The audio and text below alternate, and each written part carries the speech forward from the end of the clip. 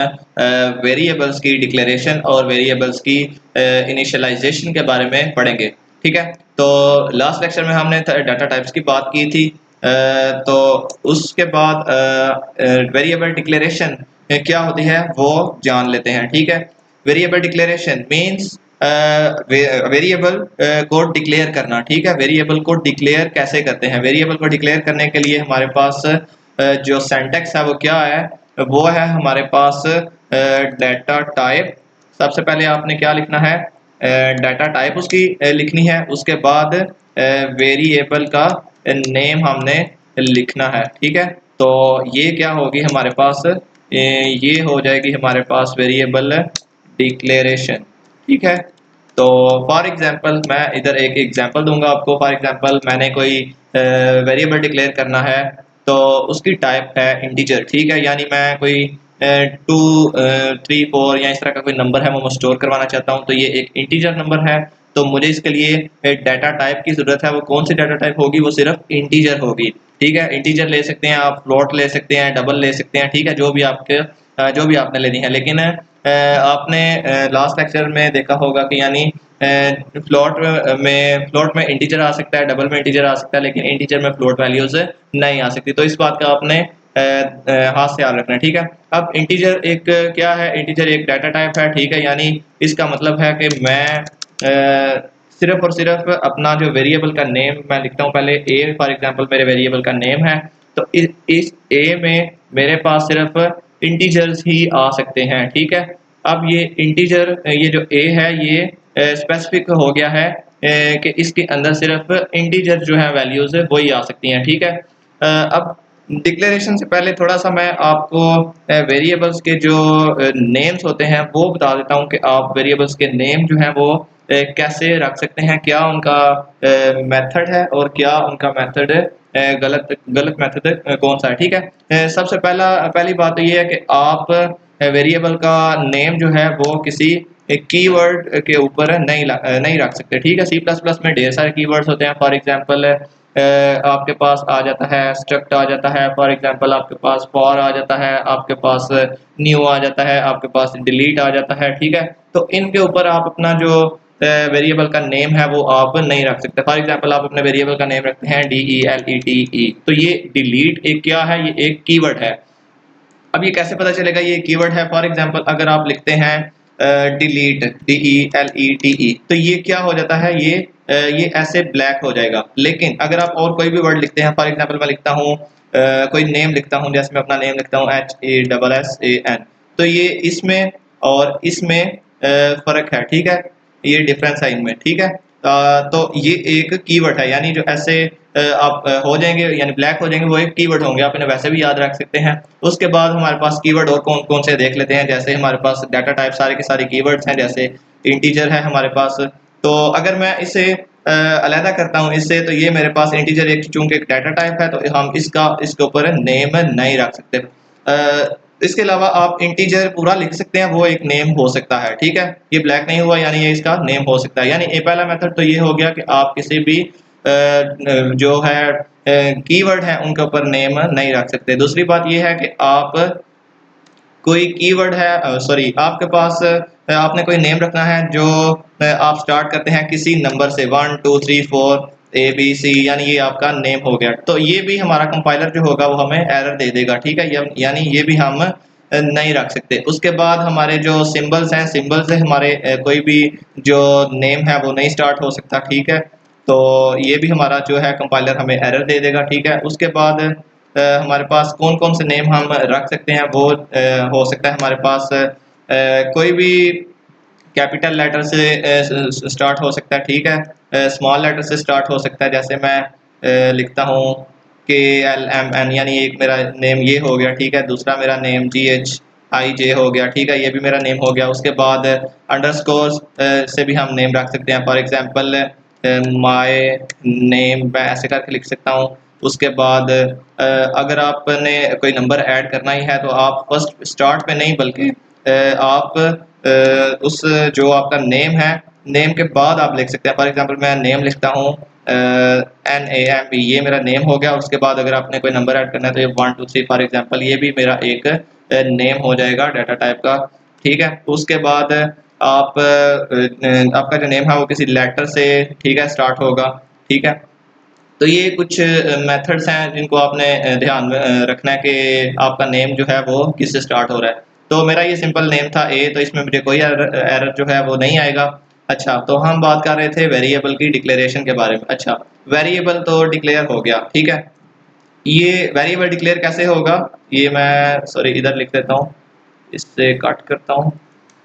तो ये मेरा जो होगा वेरिएबल डिक्लेयर हो गया, यानी डाटा टाइप लिखनी है आपने। डाटा टाइप वो मेरी क्या है, इंटीजर। उसके बाद वेरिएबल का नेम, ठीक है, वो मेरे वेरिएबल का नेम होगा ए, ठीक है। तो ये मेरी डिक्लेरेशन कंप्लीट हो गई है, ठीक है। उसके बाद मैं लिखता हूँ वेरिएबल की इनिशियलाइजेशन के बारे में, ठीक है। तो वेरिएबल की इनिशियलाइजेशन कैसे होगी, वेरिएबल की इनिशियलाइजेशन के लिए आपने क्या लिखना है, वेरिएबल का नेम लिखना है सबसे पहले, और उसके बाद इक्वल टू का साइन डालना है। उसके बाद आपने जो भी उसे वैल्यू देनी हो वो वैल्यू आप उसे देंगे। फॉर एग्जांपल इंटीजर के लिए आप 2 लिखेंगे, ठीक है, यानी इंटीजर स्टोर करना है आपने। तो ये क्या आएगा, इंटीजर के लिए हमारे पास आएगा 2 आएगा, ठीक है।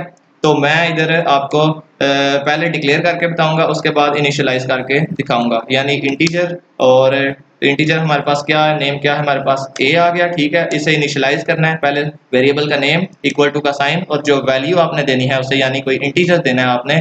फॉर एग्जांपल 234 में लिख देता हूँ, ठीक है। तो ये मेरे पास एक वेरिएबल है, ये डिक्लेयर हो गया, ठीक है, ये डिक्लेरेशन हो गई।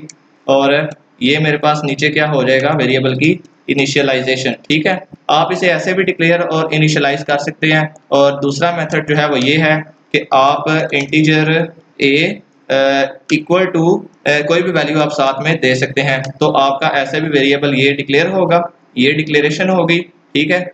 और ये जो है हमारे पास ये इनिशियलाइजेशन हो जाएगी। अच्छा, अब इधर एक और बात, फॉर एग्जांपल अगर आपने पहले कोई ऐसा वेरिएबल डिक्लेयर किया जो नेम जिसका ए है, लेकिन बाद में भी आप कोई वेरिएबल डिक्लेयर करते हैं जिसका नेम भी ए है, तो कंपाइलर अंडरस्टैंड नहीं करेगा, यानी एरर हो जाएगा। वेरिएबल के नेम के लिए आपने ये भी ध्यान रखना है कि कोई ऐसा नेम तो नहीं दिया जो पहले आपने दे दिया हो। ये ए मैंने दे दिया, तो सो इधर ए मेरा नहीं आ सकता, इधर मुझे कोई और नेम चूज करना पड़ेगा। मैं ए रख सकता हूँ, ए, ठीक है। यानी ए नहीं होगा, वो ए हो जाएगा। या फिर कोई भी आप नेम रख सकते हैं, बी रख सकते हैं, आप सी रख सकते हैं, कुछ भी रख सकते हैं, ठीक है। तो ये थी वेरिएबल की डिक्लेरेशन और वेरिएबल की इनिशियलाइजेशन, जिसके ये 2 मेथड थे, ठीक है। उसके बाद आप बारी बारी सबकी कर लेते हैं, इनिशियलाइजेशन और डिक्लेरेशन, ठीक है।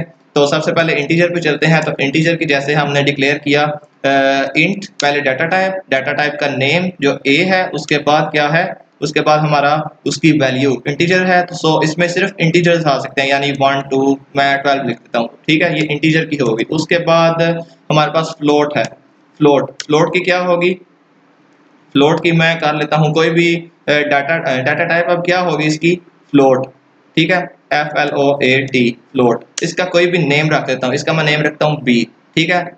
उसके बाद मैं इसे इनिशियलाइज कर देता हूँ, किससे इनिशियलाइज करता हूँ, समथिंग पॉइंट वैल्यू, ठीक है, वो 23.5 में रख लेता हूँ, ठीक है। ये भी ठीक होगी मेरे पास। या फिर मैं इसे कोई एक और वेरिएबल डिक्लेयर करता हूँ, FLOAT फ्लोट, उस जिसका वेरिएबल का नेम सी इक्वल टू 12, ये भी मेरे पास ठीक होगा। अच्छा, इधर एक और बात, आपने एक डाटा टाइप है और उसके वेरिएबल ढेर सारे हैं, ठीक है। तो आप बजाय इसके कि एक दफ़ा लिखें, उसे इनिशियलाइज करें, यानी वेरिएबल का नेम लिखें, फिर उसे इनिशियलाइज करें, फिर दूसरी दफ़ा फ्लोट लिखें, फिर उसका वेरिएबल का नेम लिखें, उसे इनिशियलाइज करें। आप ऐसे लिखने की बजाय इजीली आप इसे इनके साथ कॉमा डाल के लिख सकते हैं, यानी फ्लोट, ठीक है। उसके बाद वेरिएबल का नेम, इनिशियलाइजेशन अगर आपने करनी है तो ठीक है, वरना आप इसे रहने दें अगर आपके पास वैल्यू नहीं है तो, ठीक है। तो आप ये लिख सकते हैं, बी लिखते हैं, बी, उसके बाद सी, उसके बाद डी, यानी जितने भी आपने लिखने हैं।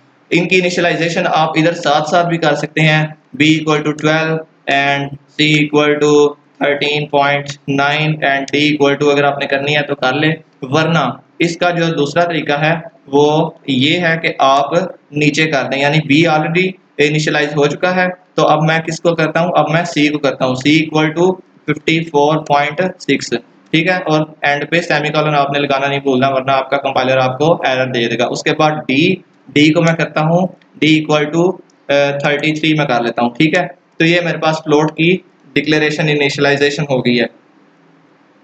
आप इंटीजर्स के चक्कर में भी ऐसे ही कर सकते हैं, यानी एक और मैं इंटीजर डिक्लेयर करता हूँ, फॉर एग्जांपल m है मेरे पास, तो m को मैं इनिशियलाइज इधर भी कर सकता हूँ, यानी मैं इधर करता हूँ 10, ये भी ठीक है। अगर आपने m को नीचे इनिशियलाइज करना है m इक्वल टू 10, तो ये भी ठीक होगा आपके पास। ठीक है, ये फ्लोट की थी। उसके बाद हम कैरेक्टर पे चलते हैं। ठीक है, कैरेक्टर डाटा टाइप सबसे पहले हमने लिखनी है, तो डाटा टाइप हमारे पास क्या होगी, कैर, जैसे हमने पहले पढ़ा था, कैर डाटा टाइप होगी। उसके बाद वेरिएबल का नेम, ए मैं नहीं लिख सकता क्योंकि ए डिक्लेयर है इधर, मैं बी नहीं लिख सकता, बी भी इधर डिक्लेयर है, सी डी कुछ भी नहीं मैं लिख सकता, एम भी नहीं मैं लिख सकता, यानी इनमें से जो ऊपर डिक्लेयर है मैं उनमें से नहीं लिख सकता। तो मैं कोई और नेम चूज करूंगा, मैं करता हूँ जी, यानी जी ऊपर डिक्लेयर नहीं है, तो वो हमने डिफाइन नहीं की। अब जी कैरेक्टर डाटा टाइप होगी, ठीक है, उसका वेरिएबल का नेम क्या होगा, जी। अब इसमें सिर्फ और सिर्फ क्या आ सकता है, सिर्फ एक करैक्टर आ सकता है, वो हमने ऐसे नहीं लिखना। ठीक है, ये करैक्टर है, ठीक है, ऐसे नहीं लिखना, ये करैक्टर है, ऐसे भी नहीं लिखना, ये करैक्टर है, ऐसे भी नहीं लिखना। करैक्टर जब हमने डाटा टाइप डिक्लेयर करनी है, तो इसकी इनिशियलाइजेशन सिंगल कोटेशन में हमने करनी है, और सिर्फ एक करैक्टर आ सकता है। वो W आ सकता है, वो R आ सकता है, T आ सकता है, यानी कोई भी एक करैक्टर आ सकता है। ठीक है, 1 आ सकता है, आप इसका सिंबल कोई आ सकता है। ठीक है, कुछ भी आप लिखना चाहें वो एक करैक्टर शो हो जाएगा। जैसे मैं लिखता हूँ 9, ठीक है, तो एक करैक्टर, मैं 90 नहीं लिख सकता, 90 में लिखूंगा तो मेरे पास सिर्फ और सिर्फ 0 शो होगा जो बाद में आ रहा है। ठीक है, तो इसका सिर्फ मैं लिखता हूँ 9। इधर मैं एक और लिख लेता हूँ जी, और Z2 में लिखता हूँ, Z2 नेम हो गया। Z2 की इनिशियलाइजेशन क्या होगी, पहले सबसे वेरिएबल का नेम, उसके बाद इक्वल टू का साइन, उसके बाद सिंगल कोटेशन में आपने लिखना है एक करैक्टर। ठीक है, तो ये एक करैक्टर हो गया। आप इसे ऐसे भी डिक्लेयर कर सकते हैं, या फिर आप Z2 डिक्लेरेशन होगी, इसकी इनिशियलाइजेशन आप ऐसे भी नीचे कर सकते हैं, यानी इधर 9 और साथ में Z2 की हमारी इनिशियलाइजेशन जो होगी वो होगी कोई भी आप करैक्टर, यानी मैं F रख लेता हूँ। ठीक है, तो ये करैक्टर के जो होगा करैक्टर के लिए हो गया। उसके बाद हमारे पास आ जाता है डबल, DOUBLE, डबल के लिए हमारे पास क्या है, डबल के लिए डबल ये पहले डाटा टाइप, उसके बाद वेरिएबल का नेम, नेम मैं कुछ भी रख लेता हूँ, इक्वल टू का साइन, और डबल में क्या है हमारे पास है फ्लोट वैल्यूज। ठीक है, इसमें इंटीजर्स भी आ सकते हैं। फॉर एग्जांपल मैं इसकी वैल्यू रखता हूँ 122, ठीक है, और n2 में डिक्लेयर करता हूँ, इसकी वैल्यू में रखता हूँ इसकी वैल्यू मैं 12 पॉइंट समथिंग कुछ भी रख सकता हूँ। ठीक है, तो ये मेरा डबल के लिए हो गया। उसके बाद मेरे पास आती है स्ट्रिंग। ठीक है, तो स्ट्रिंग कैसे हमने डिक्लेयर करनी है, तो स्ट्रिंग के लिए स्ट्रिंग पहला डाटा टाइप, उसके बाद इक्वल टू का साइन, उसके बाद इसकी जो इनिशियलाइजेशन होगी वो डबल कोटेशंस में होगी। ठीक है, आप डबल कोटेशन लगाए बगैर नहीं इसे इनिशियलाइज कर सकते। फॉर एग्जांपल मैं लिखता हूँ माय नेम इज, ठीक है, इज हसन। ठीक है, तो ये मैं ऐसे ही से डिक्लेयर करूँ तो ये मेरे पास मेरा कंपाइलर जो होगा वो इसे अंडरस्टैंड नहीं करेगा, वो एरर दे देगा। ठीक है, तो इसे मैं कट करता हूँ। ठीक है, इसे डबल कोटेशंस में हमने लिखना है। ठीक है, तो ये मेरा नेम जो है वो जो मेरी इसकी इनिशियलाइजेशन है वो डिक्लेयर हो गई है। अच्छा, अब इन्हें एक दफ़ा कंपाइल करके रन करते हैं ताकि मज़ीद जो अंडरस्टैंडिंग है वो आपकी क्लियर हो जाए, यानी ये इन्हें हम अब आउटपुट में शो करवाते हैं। अच्छा, अब आउटपुट में शो करवाने के लिए हमारे पास एक कीवर्ड यूज़ होता है सी आउट। सी आउट सबसे पहले प्रोग्राम में जब हमने हेलो वर्ल्ड पढ़ा था तो हेलो वर्ल्ड आउटपुट करवाया था, तो हमने सी आउट का कीवर्ड यूज़ किया था। ऐसे ही हम सी आउट किसको करवाएंगे, हम बारी बारी एक एक डाटा टाइप को सी आउट में शो करवाएंगे। ठीक है, सबसे पहले ए है। ए क्या है हमारे पास, एक वेरिएबल का नेम जिसमें इंटीजर है 12 है। ठीक है, तो 12 हमें आउटपुट में शो होगा, मैं सी आउट ए लिखता हूँ। ठीक है, तो ये सी आउट मेरा ए हो जाएगा। उसके बाद मैं दूसरी करवानी है सी आउट में क्या करवाता हूँ, फ्लोट बी। ठीक है, तो बी में क्या है, बी नहीं बल्कि मैं करवाता हूँ, मैं सी करवा लेता हूँ, क्योंकि ये बी और ए सेम है तो 12 टाइप शो होगा। तो सी में 54 है। ठीक है, तो मैं करवाता हूँ सी। ठीक है, अब सी शो होगा। अगर आपने बारी बारी सी आउट नहीं लिखना तो आप ऐसे भी कर सकते हैं, यानी मैं इधर ए लिखा, उसके बाद फिर ये दो लेस देन के साइन, और फिर कोई भी वेरिएबल का नेम, यानी मैं लिखता हूँ इधर मेरे पास अब बी, इधर मैं बी लिखता हूँ, बी।